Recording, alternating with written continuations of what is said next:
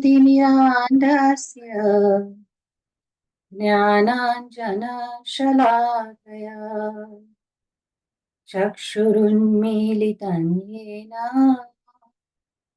तस्मै श्रीगुरवे नमः। श्रीचैतन्यमनोभीष्टं स्थापितं येन भूतले स्वयं रूप कदा मह्यं ददाति स्वपदान्तिकम्। नमो विष्णुपादाय कृष्णप्रेष्ठाय भूतले श्रीमते भक्तिवेदान्त स्वामिनिति नामिने। नमस्ते सरस्वते देवे गौरवाणी प्रचारिणे निर्विशेष शून्यवादी पाश्चात्य देशतारिणे।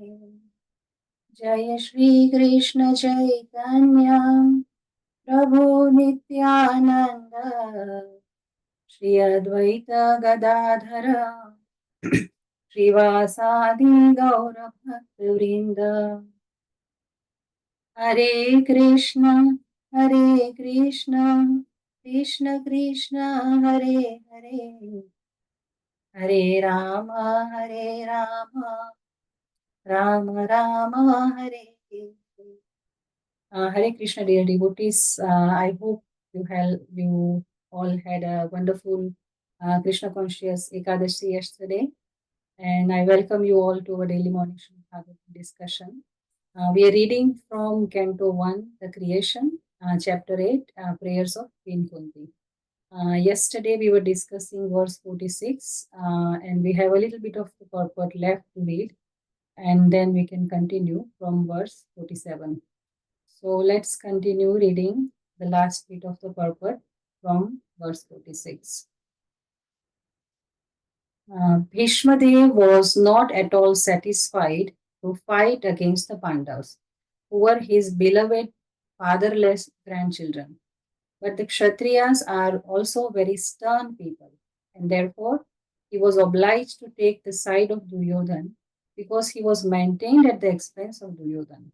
Besides this, the Lord also desired that King Yudhishthira be pacified by the words of Bhishma Dev, so that the world could see that Bhishma Dev excelled all in knowledge, including the Lord himself.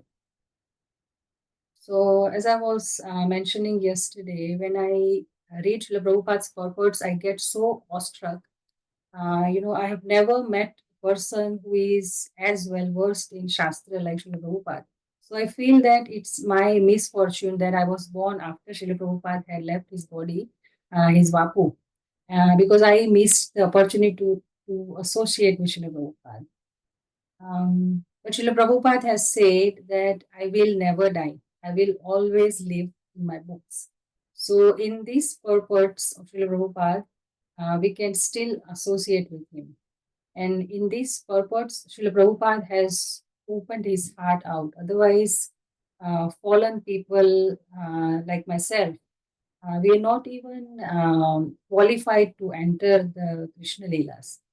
But Srila Prabhupada, out of his great compassion for us, he has arranged everything so nicely for us. He has put in enormous efforts to write these purports, to have these books published, and his lectures are recorded.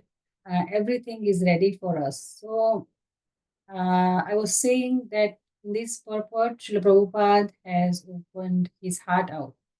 And we can see that Srila Prabhupada's heart is drenched with Krishna Prem. That's why Srila Prabhupada can see what a mundane scholar of Sanskrit can't see in Bhagavatam.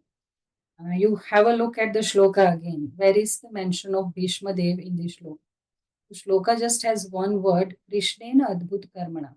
And then Srila Prabhupada is mercifully unfolding for us in the purport. What Adbhut Karmana, what wonderful activity Krishna has done. Which is, as we discussed yesterday, it is that he is using Yudhishthir as an instrument. He is bewildering Yudhishthir so that he can glorify his devotee Bhishma Dev. So Krishna is orchestrating the episode in such a way that we can see that Yudhishthira is bewildered with lamentation and guilt. And he's guilty. He's feeling guilty uh, because of this. He thinks that he is the reason of this great massacre. And Krishna wants us to see that he himself tried to pacify Yudhishthira. All the sages, including Vyasadeva, they also tried to console Yudhishthira and explain to him that he is not the reason and he should not be guilty. But still, Yudhishthira does not get satisfied. Na buddhyata shucharpita. But ultimately, Yudhishthira ends up being pacified by the words of Bhishmadev.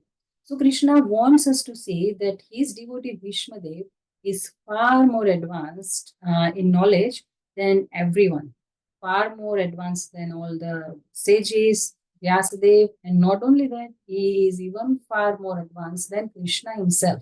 That's what Krishna wants us to see.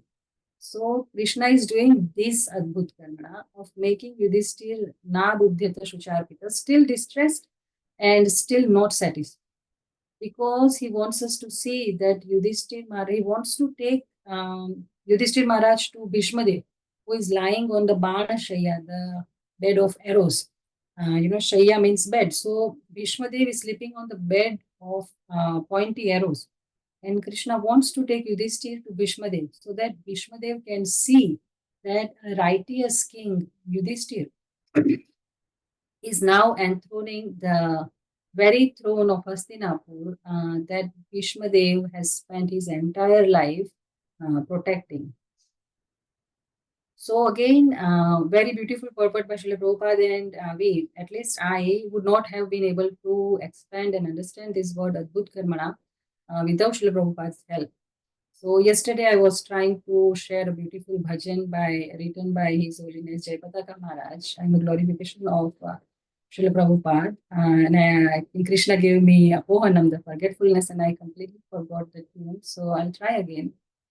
Jayapataka Maharaj says, Yadi Prabhupada na hoito, tabe ki hoito ye jivana vahita kishe.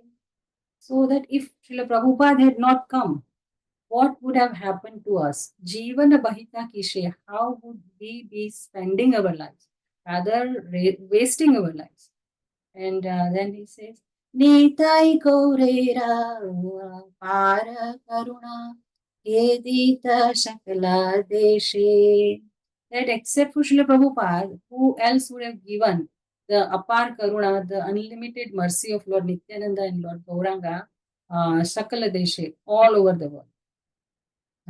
And about the purpose of Srila Prabhupada specifically is written that Gita Bhagavata Chaitanya Charita Premamrita Rasasara. That Bhagavad Gita, Bhagavatam, and Chaitanya Charitamrita, they carry the Premamrita Rasasara, the essence of the nectar of the love of Godhead. So he says, who else would have made these scriptures so simple and so beautiful for us to understand? He says, Kathana Sundara Sarala Kariya Bujhaita Ara.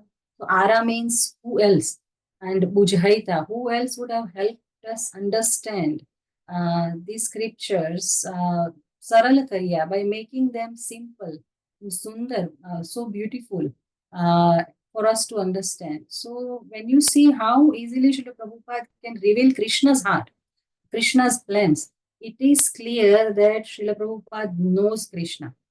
Krishna's, he is Jagat Avyakta Murtina. He is the unmanifested deity of the universe. So he is invisible to the eyes of a common man.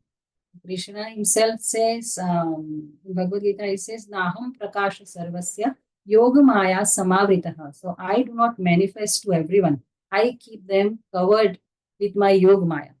But it is Srila Prabhupada who is manifesting this unmanifested Krishna to fallen people like us. Otherwise, as I said, we are not qualified to enter in Krishna Lila. It is off limits for us. But it is mercy of Srila Prabhupada that he is giving Krishna to us.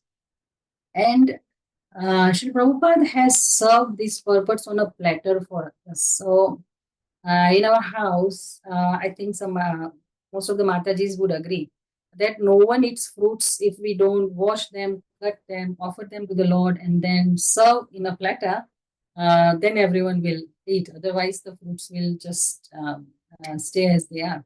So, Srila Prabhupada has done all the work. He has spent countless sleepless nights and written these purports for us. And we have to do nothing else.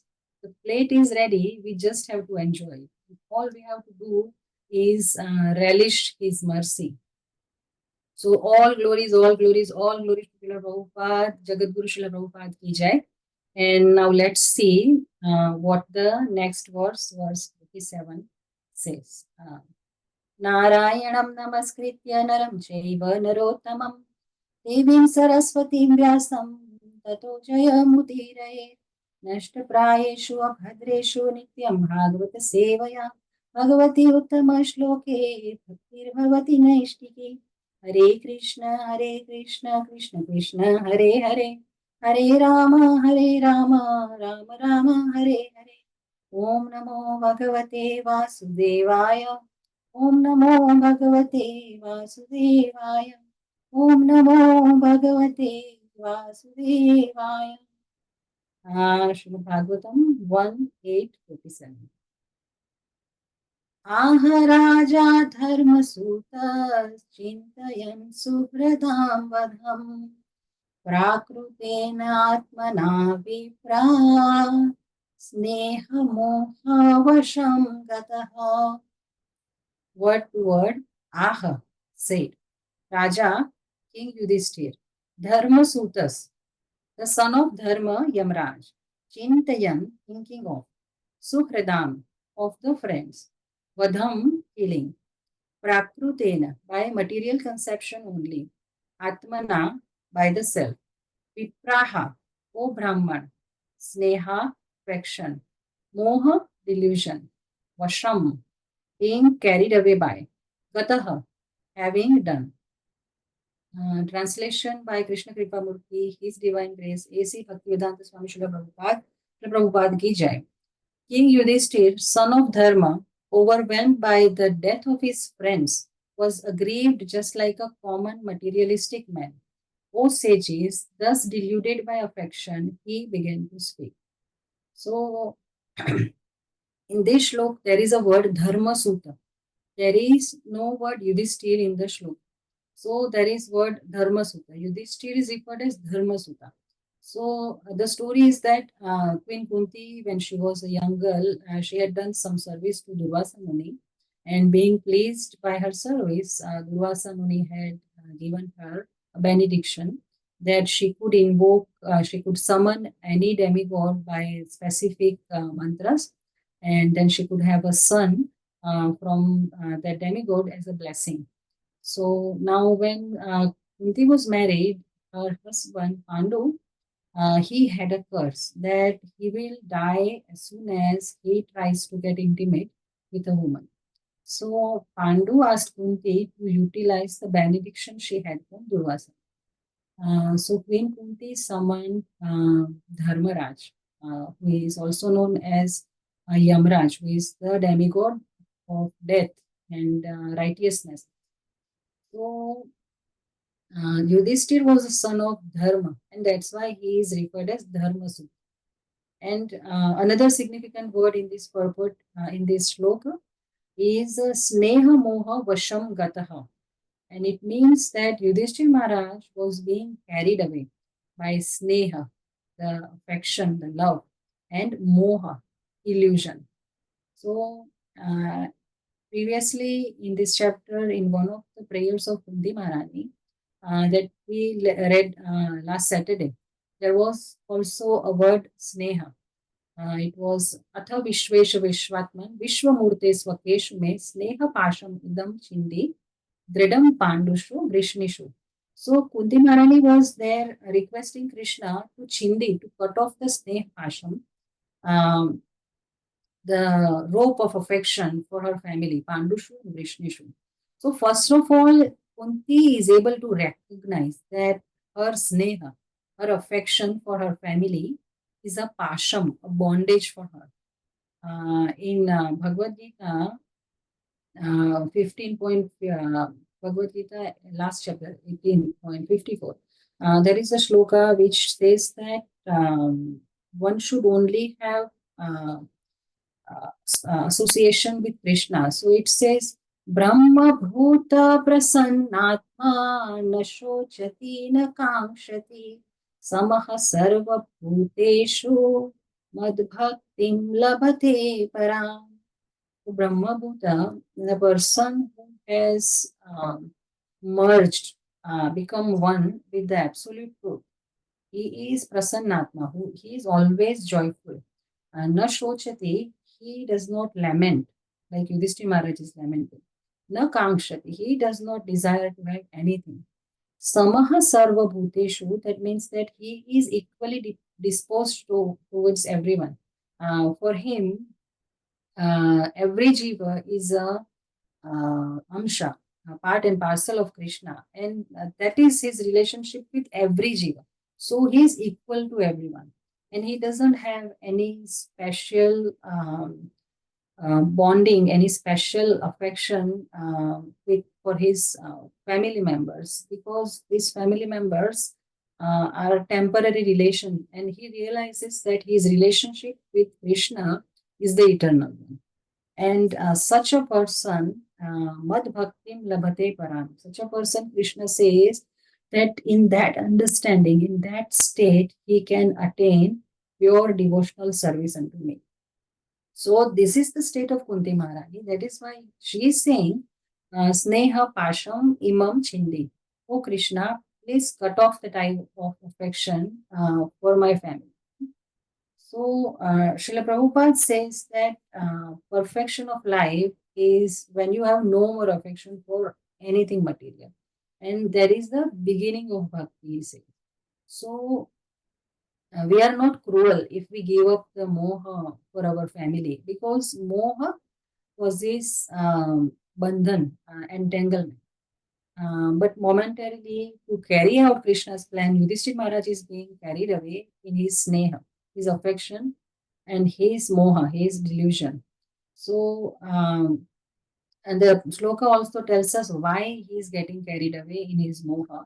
Because this moha is prakrutena, it is natural. So let's read the shloka again. Aharaja dharma sutas chintayan suhradam vadam prakrutenatmana vipraha sneha moha vasham gata. So Raja Yudhishthira is thinking of the vadham, the killing of his suhradam, his friends and his family. And he's thinking prakrutena. He's thinking by material conception of life, by worldly relationships. So he's thinking that his friends were the bodies that were killed. Now let's look at the purport. Does anyone want to read the purport for shloka 48? Can I try, Mataji? Hare Krishna. Yes, please, madam. Purport. King Yudhishthira, though he was not expected to become aggrieved like a common man, became deluded by worldly affection by the will of the Lord, just as Arjuna was apparently deluded. A man who sees knows well that the living entity is neither the body nor the mind, but is transcendental to the material conceptions of life. The common man thinks of violence and the non-violence in terms of the body, but that is the kind of delusion. Everyone is duty bound according to one's occupational duties. A Kshatriya is bound to fight for the right cause, regardless of the opposite party.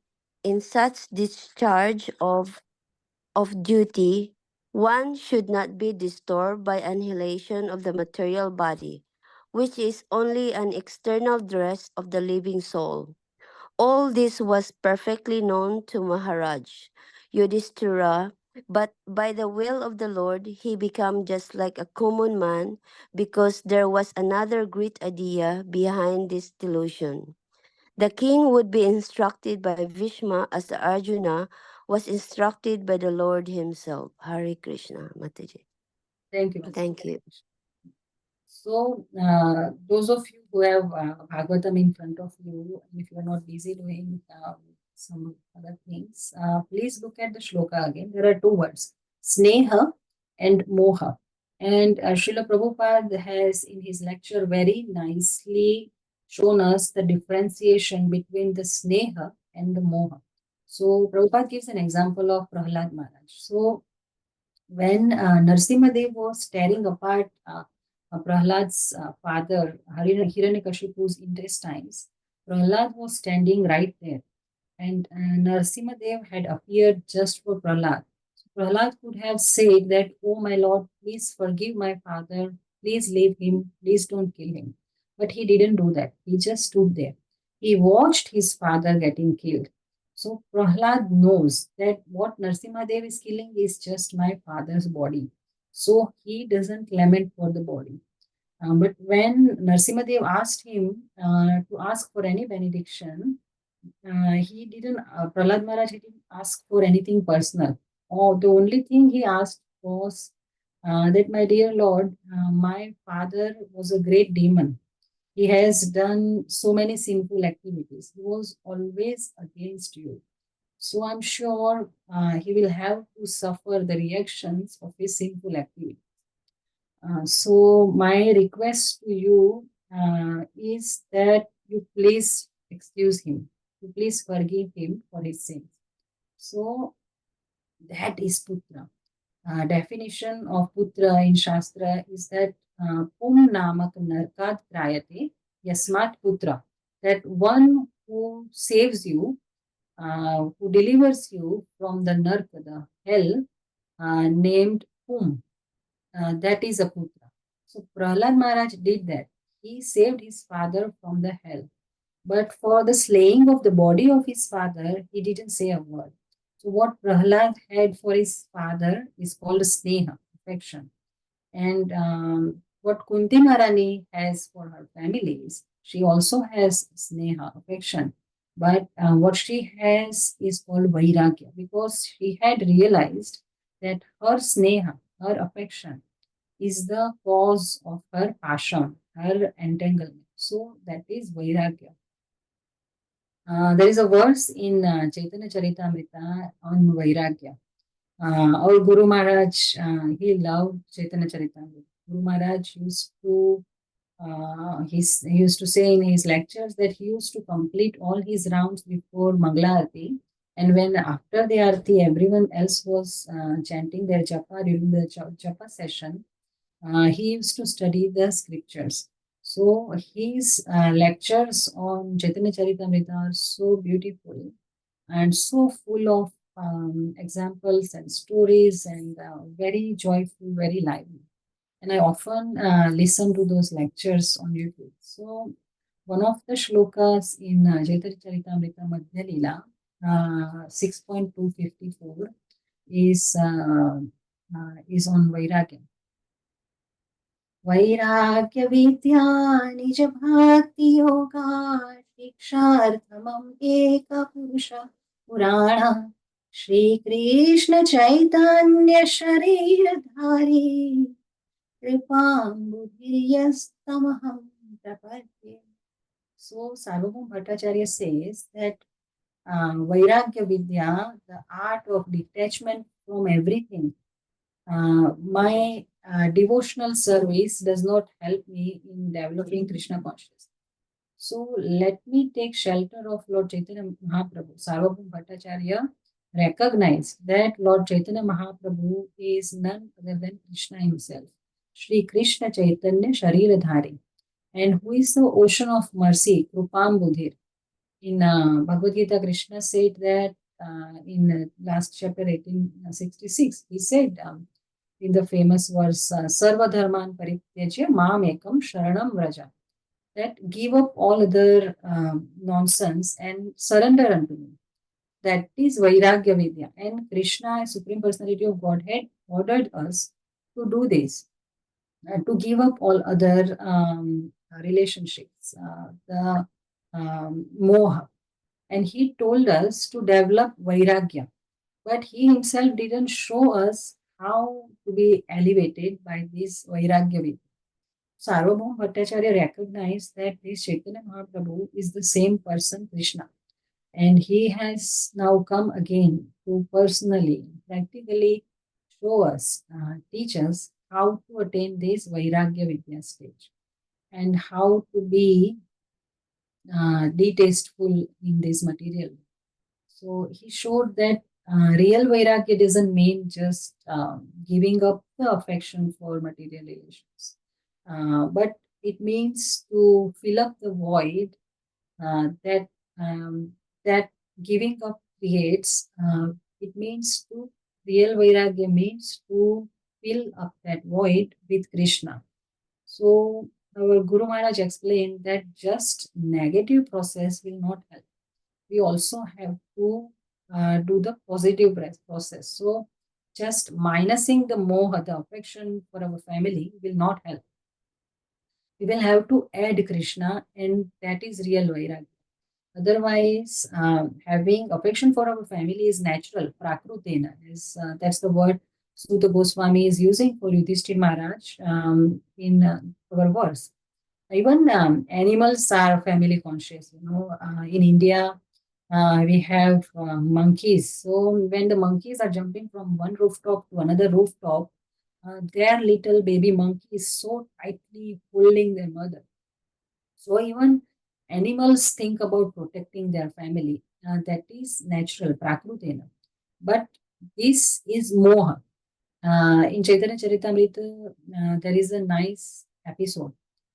This also Guru Maharaj explained in his lecture, of course. Chaitanya Mahaprabhu, when he was in Jagannath Puri, he saw the ocean and he thought that it is Yamuna.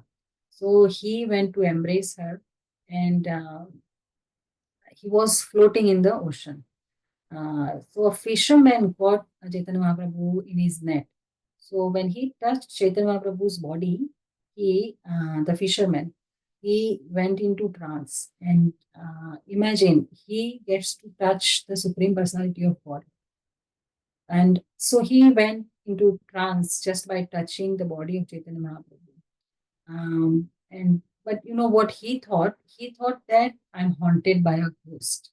Because just by touching the body of Chaitanya Mahaprabhu, he developed some symptoms of being spiritually advanced. He went through ecstatic transformation, and all of a sudden he started loudly chanting and dancing and crying. So, what this fisherman thought was that I have become haunted because I touched this ghost.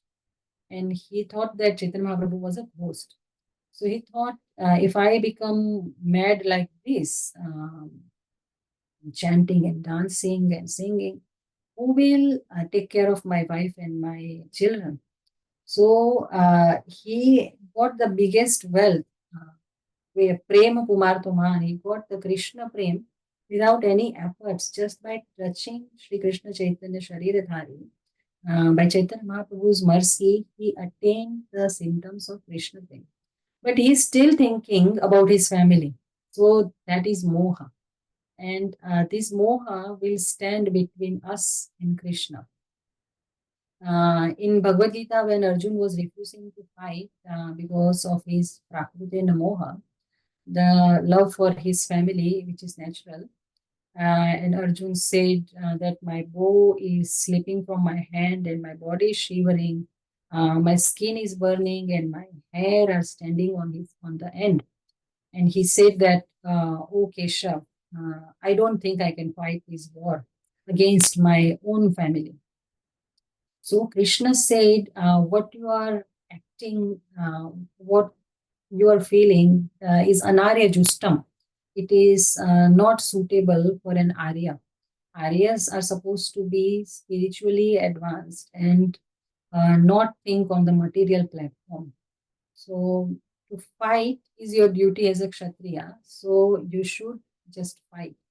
So whatever Krishna says is duty, dharma. Dharmam to sakshat bhagavat pranitam. The real religious principles are pranitam, enacted by Krishna. the Bhagwan.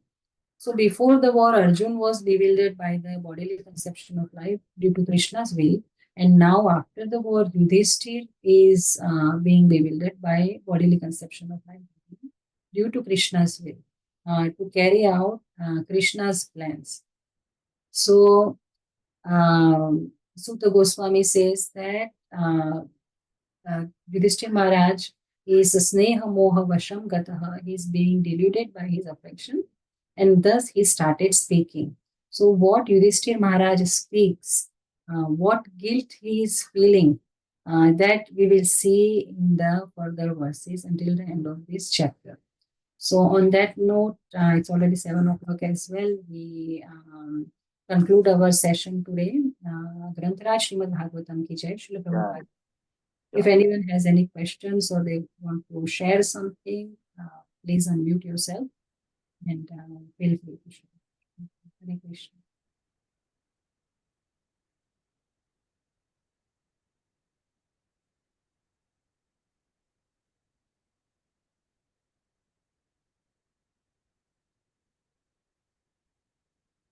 All right.